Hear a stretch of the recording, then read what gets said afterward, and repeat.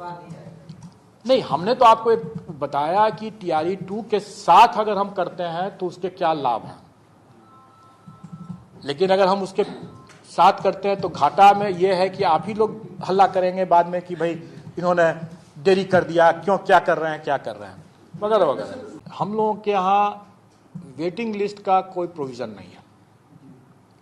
राज्य सरकार में वेटिंग लिस्ट का कोई प्रावधान नहीं है। कौन सा मामला वेटिंग लिस्ट के लिए बनता है और कौन सा मामला सप्लीमेंट्री रिजल्ट में बनता है, इसके अंतर को समझना बहुत जरूरी है। इसके अंतर को समझना जरूरी है कि हमारे अनुशंसित कैंडिडेट में कोई त्रुटि है, मतलब वो योग्य नहीं है, तो वो आयोग को वापस भेजता है कि इसमें पुलिस वेरिफिकेशन गलत आ गया या ये फलाना चीज हो गया या कोई है जिसके लिए वो योग्य नजर नहीं आते हैं, तो आयोग उनके स्थान पर सप्लीमेंट्री लिस्ट अनुशंसा भेजता है। लेकिन एक बार अगर उस अनुशंसा पर डिपार्टमेंट ओके कर देता है उसको, तब उसको ऑफर दिया जाता है। और एक बार जब ऑफर हो गया तो अब उसका विवेक है, अभ्यर्थी का, जो सिलेक्टेड कैंडिडेट का है, कि वो ज्वाइन करे ना करे। अब अगर वो ज्वाइन नहीं करता है तो वो वेटिंग लिस्ट में जाएगा, और वेटिंग लिस्ट का चूंकि प्रावधान नहीं है इसलिए वो वैकेंसी कैरी फॉरवर्ड होगा। समझ रहे हैं? कोई ज्वाइन करके छोड़ दिया वो भी कैरी फॉरवर्ड होगा।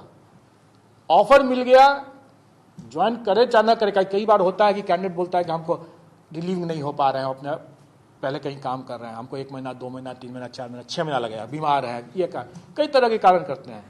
हर कोई तो एक नाव पर नहीं 2-3 नाव पर पैर रखता है। यहाँ भी नौकरी लेता है, वहाँ भी नौकरी लेता है, उसको यहाँ भी ज्वाइन करता है, वहाँ भी ज्वाइन करने की कोशिश करता है, देखता है, हर जगह लटका के रखता है। स्टूडेंट लाइफ में हम लोगों ने भी वो किया था। करते हैं लोग अपने अपने अपने बेस्ट प्रोस्पेक्ट्स के लिए, ऐसा करते हैं लोग, तो वो अपने होल्ड करता है। जब तक वो अपना रिलीज नहीं करेगा तब तक वो वैकेंसी दूसरे को नहीं जा सकता।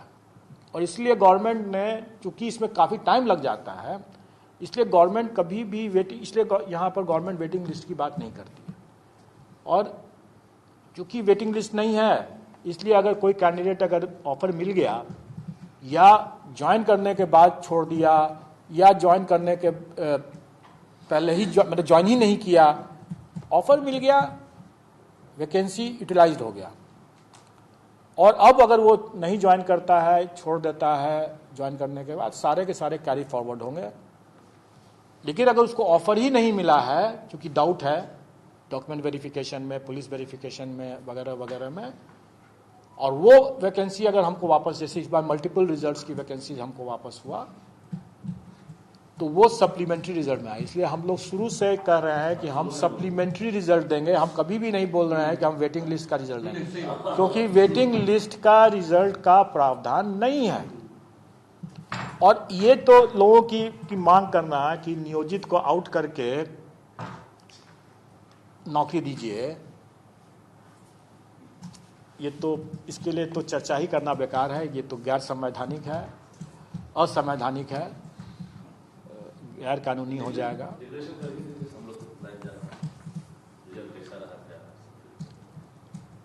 हम लोग रिजल्ट तब निकालेंगे जब हमारा तैयार हो जाएगा। और जैसे मैंने पहले ही बताया कि हमारे पास कई पेंडेंसी है और हमारी ये प्रायोरिटी में नहीं है। टीआरई 1 का सप्लीमेंट्री रिजल्ट निकालना मेरी प्रायोरिटी, टॉप प्रायोरिटी नहीं है। इसलिए नहीं है क्योंकि हमने 1,20,000 से ज़्यादा लोगों का रिजल्ट दे रखा है, और उस दरमियान हमारे 68 के रिजल्ट पेंडिंग थे। अब तो निकल गए वैसे, 68 के रिजल्ट पेंडिंग थे, एपीओ के रिजल्ट पेंडिंग थे, सहायक के रिजल्ट पेंडिंग थे, और अभी भी हमारे AAO के रिजल्ट पेंडिंग हैं, जो कई समय से, लंबे समय से वेट कर रहे हैं। पहली हमारी प्राथमिकता वो है। और हमारा टीआरई 1 का सप्लीमेंट्री रिजल्ट तभी निकलेगा जब हम तैयार हो जाएंगे उसके लिए। हो सकता है हम कल तैयार हो जाएं, परसों तैयार हो जाएं, हो सकता है हम 1 सप्ताह के बाद तैयार हों। कैंडिडेट ने 8-9 क्वेश्चंस पर क्या किया कि उसको जैसे डाउट होता है कैंडिडेट्स को कोई आंसर पर, तो एक डॉट लगा दिया वहाँ पर। बाद में उसने सही आंसर दिया है, लेकिन शुरू में अगर डाउट है तो वहाँ पर डॉट लगा दिया। OMR पर डॉट न लगाएं, क्योंकि वो उस कैंडिडेट के केस में हम लोग 8 से 9 क्वेश्चंस को हम लोगों ने हटा दिया। उसका करेक्ट आंसर था, लेकिन चूंकि उसने बगल में दूसरे गोला के अंदर में भी अगर डॉट लगा के रखा था, और हमने जैसा बताया कि हम मैनुअली चेकिंग करते हैं, बहुत अफसोस है मुझे कि उस कैंडिडेट का उसके कारण से नहीं हुआ। अगर कोई संशय है तो अपने बुकलेट में लगाए ना, क्वेश्चन बुकलेट में अपना गोला लगाएं, डॉट लगा दें, बाद में आप उसको भर दें, फाइन। लेकिन अगर OMR में अगर डॉट लगा देते हैं, और मेरा सिस्टम इस बार ज़्यादा तगड़ा भी है, तो वो पहले तो वो वहीं से डिटेक्ट हो जाएगा और वहीं से आपको आउट कर देगा। और अगर वहाँ से नहीं भी होगा तो मैनुअली भी हम लोग उसको चेकिंग करेंगे और वहाँ से आउट हो जाएगा। तो इसलिए अभ्यर्थी ऐसी कोई गलती ना करें, साफ सुथरे तरीके से करें। कोई संशय है तो अपना बुकलेट में लगाएं, बाद में लगाएं। एक ही आंसर लगाएं, एक से अधिक लगाना उनके लिए आत्मघाती हो जाएगा, यूटिलाइज नहीं कर सकते हैं। ऐसा किसी परीक्षा में अपने क्वेश्चन बुकलेट पर उसको रफ करना, कोई कैलकुलेशन है तो अपना कैलकुलेशन कहाँ करेगा वो? अगर कोई मैथमेटिक्स का कोई सवाल है तो कैलकुलेशन करेगा ना, किसी चीज़ पर करेगा ही, तो कहाँ करेगा वो?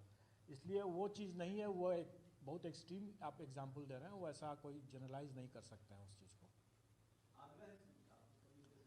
और मैं इसी संबंध में मैं एक जानकारी दे दूं कि आपने तो बताया कि वो ओवर स्ट्रिक्ट हो गए, लेकिन कुछ ऐसे जगह सेंटर्स में हम लोगों को, हम लोग तो हमेशा परीक्षा लेते ही रहते हैं, उसके बाद भी कई परीक्षाएं हो चुकी हैं। और अभी आपकी जानकारी के लिए बता दूं कि एक सेंटर में जो हमारे स्टैंडर्ड प्रोटोकॉल हैं, जो हमने कई बार पूर्व के अवसरों में बताया है कि कुछ कार्य हम पर्दे के सामने करते हैं और कुछ कार्य पर्दे के पीछे करते हैं, और हमारे लिए दोनों कार्य बहुत महत्वपूर्ण है, बल्कि पर्दे के पीछे का कार्य ज़्यादा महत्वपूर्ण है। और उसमें अगर कोई हमारे स्टैंडर्ड प्रोटोकॉल को, गाइडलाइंस को अगर उल्लंघन करते हैं तो उस पर सख्त कार्रवाई होगी। और आप लोगों की जानकारी के लिए बता दें कि अभी एक सेंटर का नाम तो आपने ले लिया, लेकिन उसकी ज़रूरत नहीं है, सेंटर का नाम लेने की ज़रूरत नहीं है। वैसे सेंटर का नाम ले लिया इन्होंने। वहाँ के सेंटर सुपरिटेंडेंट सेंटर सुपरिटेंडेंट को निलंबित कर दिया गया। वो हमारे एक स्टैंडर्ड प्रोटोकॉल का एक माइनर उल्लंघन था। लेकिन होता क्या है कि अगर माइनर उल्लंघन ही कभी कभी बहुत आत्मघाती हो सकता है, उसी के कारण से पूरी परीक्षा प्रभावित हो सकती है।